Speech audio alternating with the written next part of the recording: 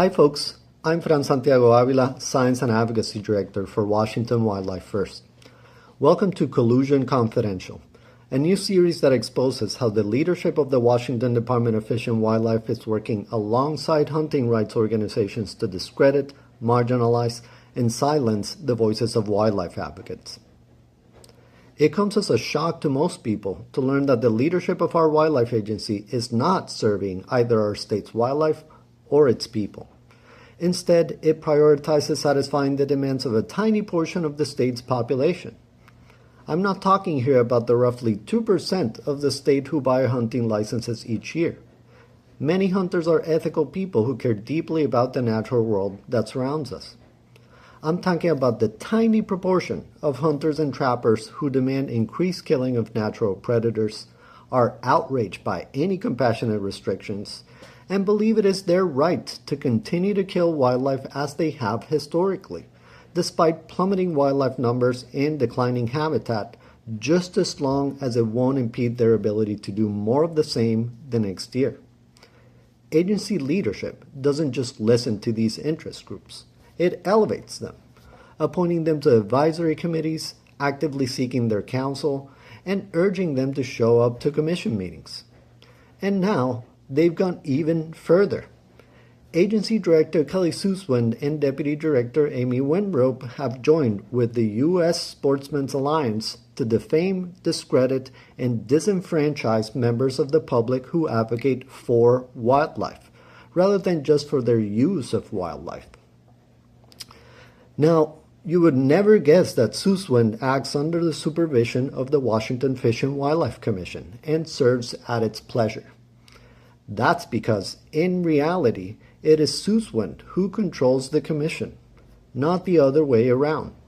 He and Winrope direct the commission's agenda. He also bullies the commission into passing rules and policies that he favors and lashes out when they refuse.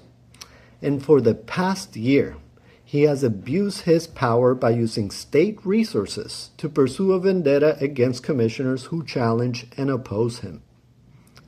Suswind's allegations against these commissioners are summarized in a memo written last May by Thomas Knoll, an attorney who works for him. This memo only recently came to light after the department's attempt to hide it from public view. We will delve into many aspects of this memo in future episodes. For now, I just want to focus on its central premise, accusing the targeted commissioners of, quote, colluding with special interest groups for the purpose of propagating an agenda consistent with the private interest group's desires, unquote.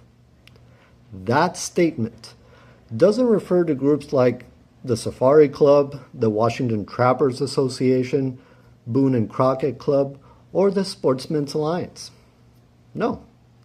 Working with hunting, fishing, and industry groups is encouraged and expected, as is promoting their agenda of exploiting wildlife.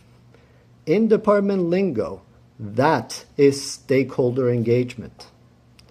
When the Knoll memo uses the term special interest groups, it only means groups like Washington Wildlife First, whose agenda is wildlife protection. In Suswind's mind, working with those groups is collusion because their agenda conflicts with his vision of the department's purpose, maximizing the exploitation of wildlife, not ensuring its protection.